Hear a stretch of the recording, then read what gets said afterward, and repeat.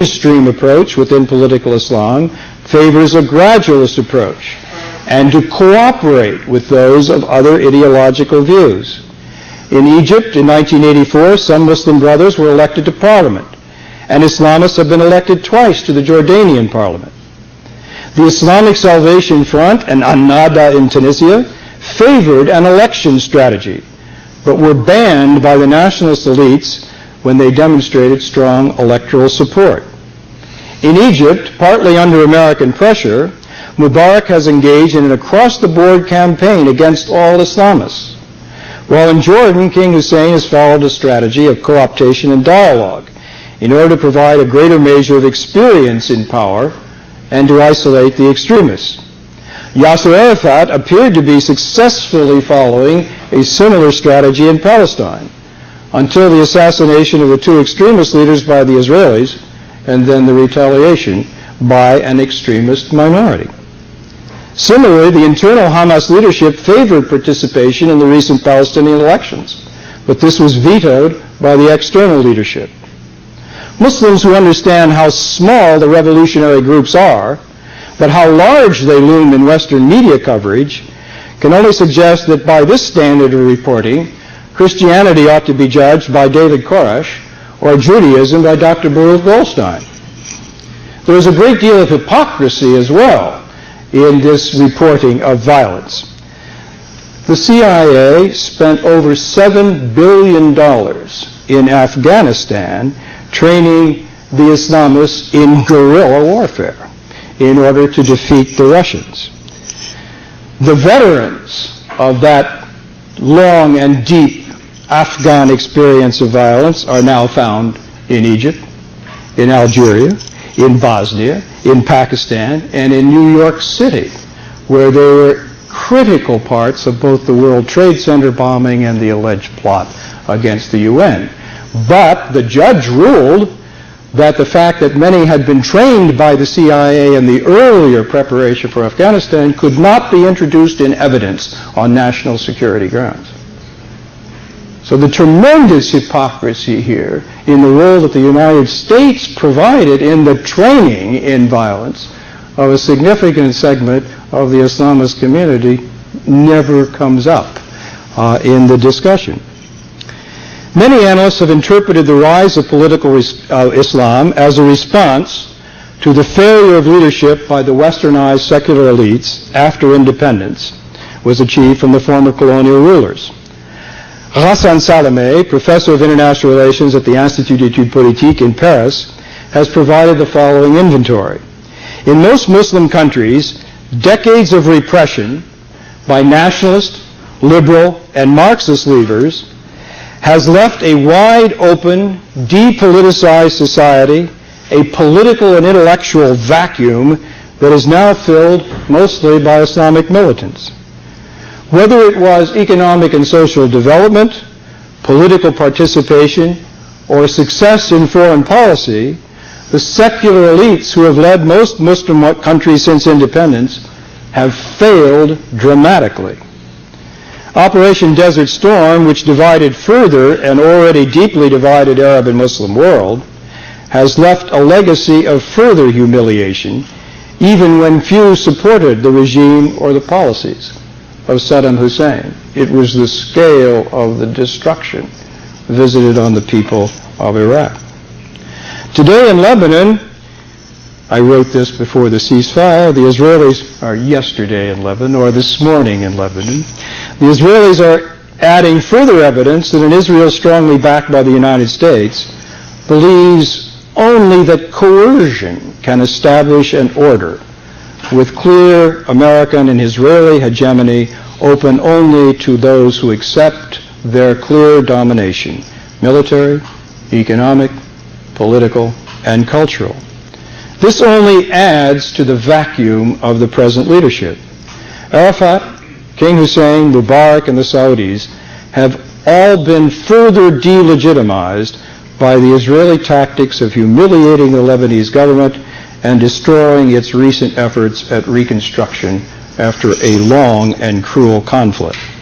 The ranks of the Islamists will have been strongly reinforced by Operation Grapes of Wrath. One important dimension of the success of the Islamists is in providing a wide measure of social welfare, health, emergency relief, schools, orphanages, community centers, to fill the vacuum of a failed state-based welfare efforts. This builds, of course, on the deep egalitarianism and social responsibility at the core of Islamic faith and practice, and provides strong legitimacy to their social programs. But one needs to take a look at the political content as well. What political Islam has done is to reverse Orientalism by using the same sharp we-they, self and other dichotomies in what might be called an Occidentalism of the Orient. Whatever the West is, Islam is not, and vice versa. But as John Esposito has pointed out in his valuable survey of the differences within Islamist experience across the vast Muslim world, the target is not usually the West itself, but those Muslims who have, in the view of the Islamists, been unduly influenced by Western secular values, by consumerism, and by not keeping their religious obligations. Much is directed at those official Muslim spokespersons who are too close to oppressive political regimes. The case of Egypt and the particular role of Al-Azhar figures very largely in this condemnation. In this sense, there are some interesting parallels among the new militant movements in the three Abrahamic faiths. Yaakov Ariel, professor of religion at the Hebrew University in Jerusalem, has provided a useful summary of the similarities rather than the usual emphasis on differences among these new political movements in the Abrahamic faiths. Their common target is secularism, to a consumer-oriented culture, and to materialism in the 20th century. These movements all have a distinctive view of scriptures.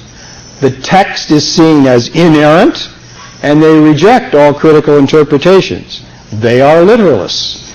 In Islam and Judaism, which are strongly based on religious law, they close their ears to any idea of innovation. A leading Jewish Orthodox theologian, Rabbi Pressburg, challenging Reform Judaism, said that all innovations are forbidden by law. Secondly, these movements are all evangelists, even if among Jews and Christians, this means their evangelical efforts are directed to their own co-religionists. This is also true in Christianity, where those Christians who do not practice personal salvation are dismissed as non-Christian.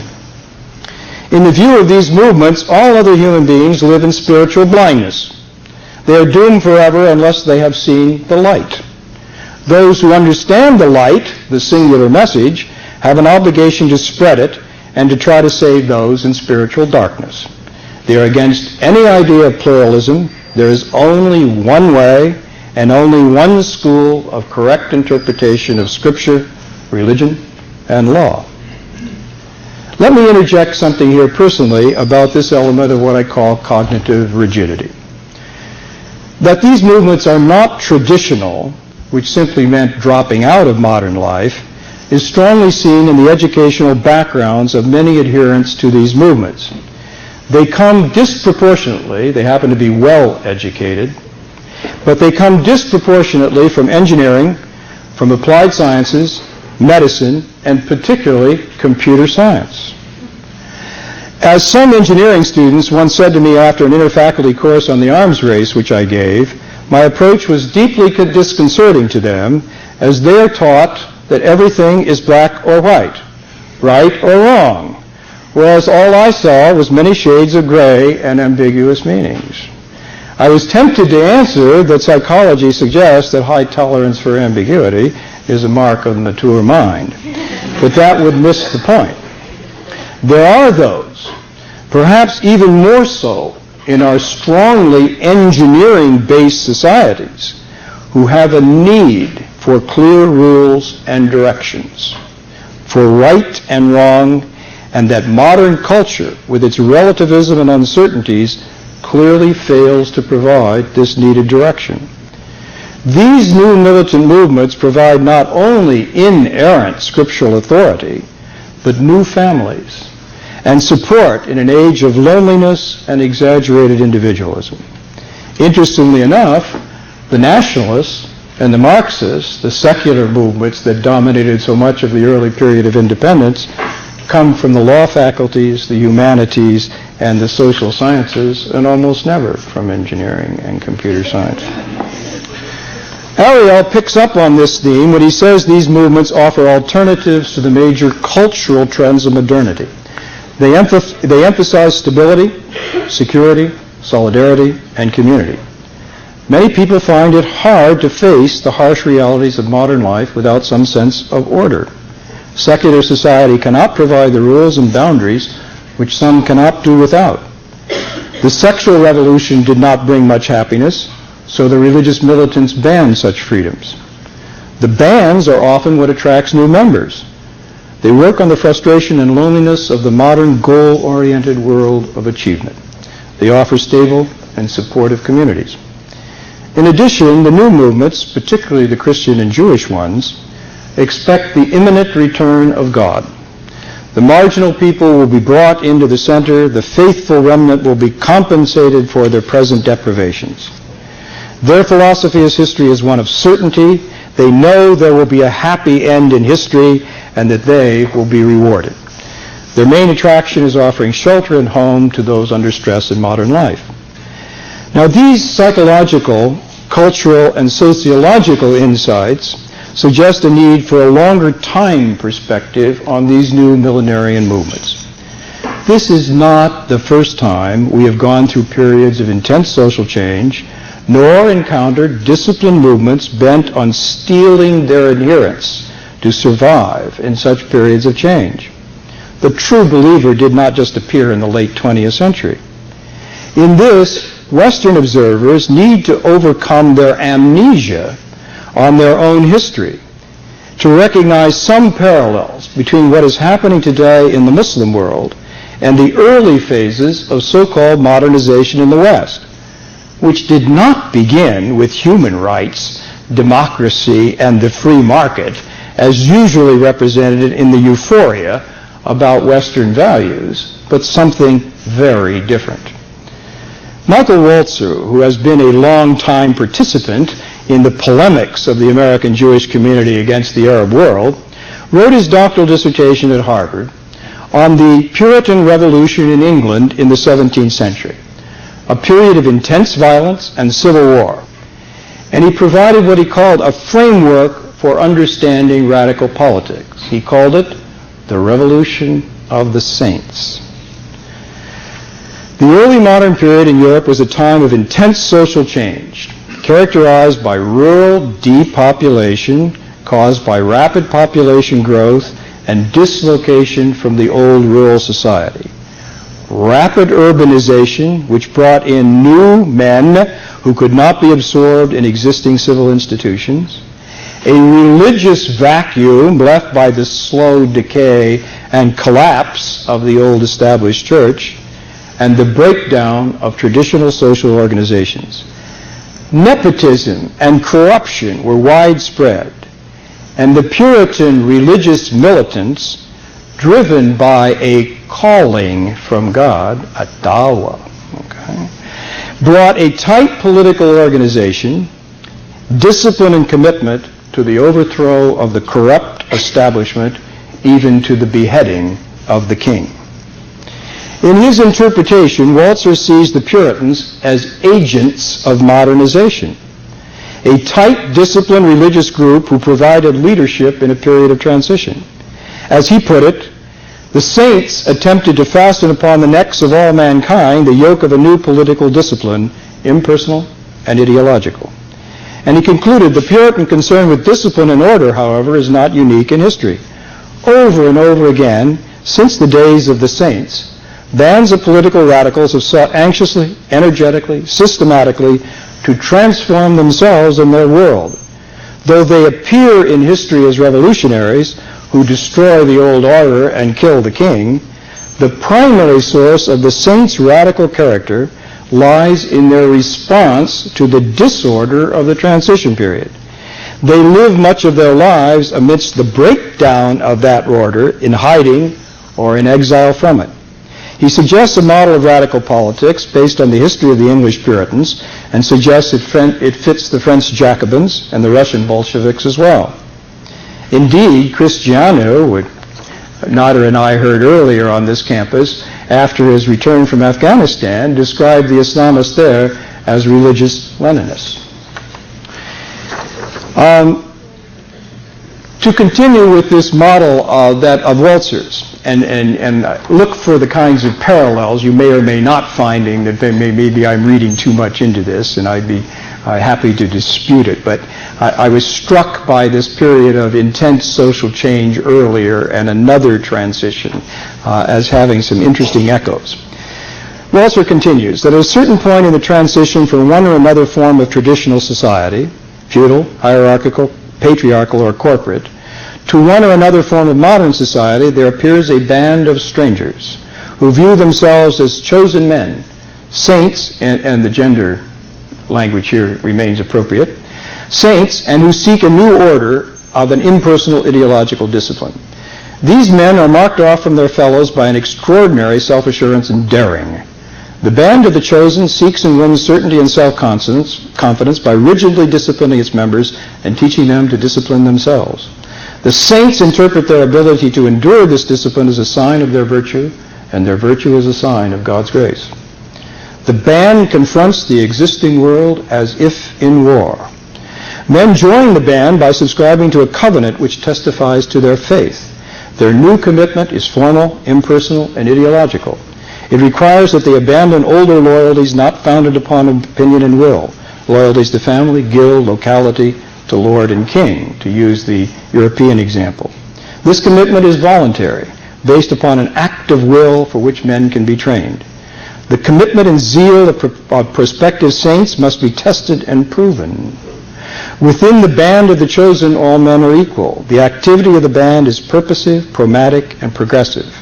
Politics is made into a kind of work to which the chosen are required to commit themselves for long periods of time. The violent attack upon customary procedures sets the saints free to experiment politically. The band of saints is a political movement aiming at social reconstruction. It is the saints who lead the final attack upon the old order, and their destructiveness is all the more total because they have a total view of the new world. But, he continues, it is only a movement of transition. Once security becomes again a habit, the zeal of the saints is no longer necessary, and they are turned aside. Once order is established, ordinary men are eager to desert the warfare of the world for some more moderate pursuit of virtue. One can see how this worked in the excesses of the Puritan, the French, and the Russian revolutions. One might even argue that a similar process may be taking place in today's Iran. To the extent this model is valid for the present period in the enormous social dislocation in the Muslim world, then the actual content of the doctrine has less to say than the setting and the need for a disciplined transitional force of saints. Certainly the success of the Islamists in Algeria, Egypt, or perhaps Saudi Arabia would shake the region to its core. But the model suggests that Western analysis might look less at the so-called fanatical religions, at the sacred rage of Islam, or its alleged anti-Western foundation, and look instead at Western history and experience earlier in the violent transitions in periods of intense social change. As I often say, Western civilization is the most violent civilization in human history. But you wouldn't know that reading most of the apologetics that now goes for the triumph of the West. Here let me introduce my own reservations. Does one have to believe in the inevitability of violent change? And of course, Walzer does not. He simply says this is one of the options that happened in these periods, but there's nothing inevitable about it. What else might be said about the content of Islam? what a leader of the Ottawa Muslim community wrote about the Iranian Revolution, Muhammad Azhar Ali Khan, well known to many in the audience. He wrote, "I wonder how history would have evolved instead of being cruel, unjust, and violent. The Iranian Revolution had followed the Islamic teachings of compassion, forgiveness, and love for all human beings after it took power in 1979. This defense of Islam as an answer to many of the contradictions of a secular modernity strikes very deep echoes in me as well. Contrary to those who see religion as a major source of conflict, although it certainly has been and can be, I take some heart from the current efforts to restore the long-missing Abrahamic faith in what should properly be called Judeo-Christian Muslim civilization. The values of the West are now defined almost entirely in terms of a secular enlightenment, of a technical rationality, of a rampant individualism which destroys community and promotes selfishness, materialism, and hedonism. 3 years ago, world religious leaders again took up the ecumenical challenge of a century ago and reconvened the Second World Parliament of Religions in 1993 in Chicago.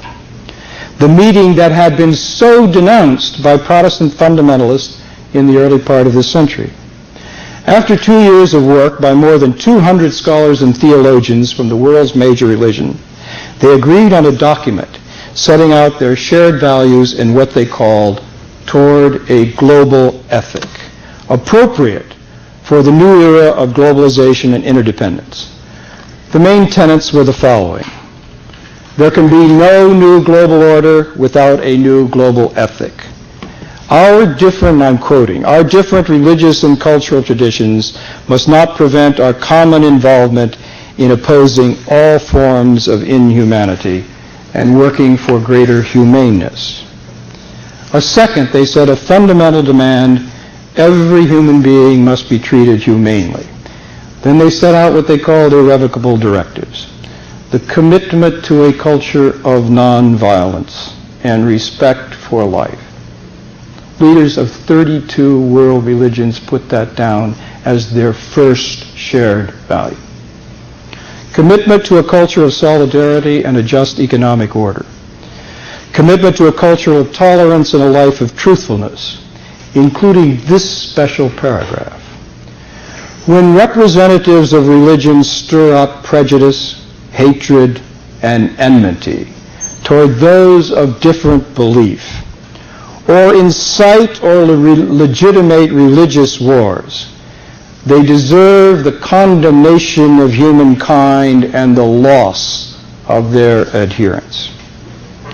The fourth directive, commitment to a culture of equal rights and partnership between men and women.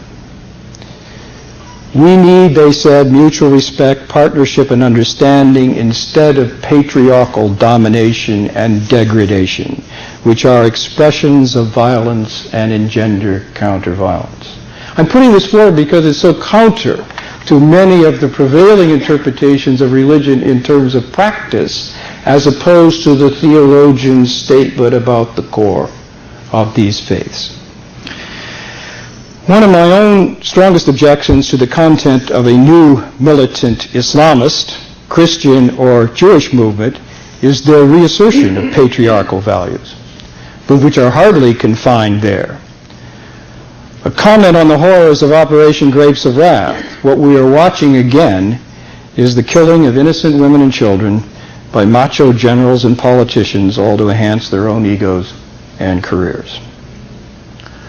A second line of criticism among the Islamists, on my part, is their attitude toward non-Muslim minorities. Instead of the tolerance which has long characterized Islamic's position toward Christianity and Judaism, many of the Islamists treat the other people of the book as pagans as well, justifying even violence against them. I was reading 2 years ago in an undergraduate class a passage on this from Sayyid Qutb. about the justification of violence against Jews and Christians. And as I read it,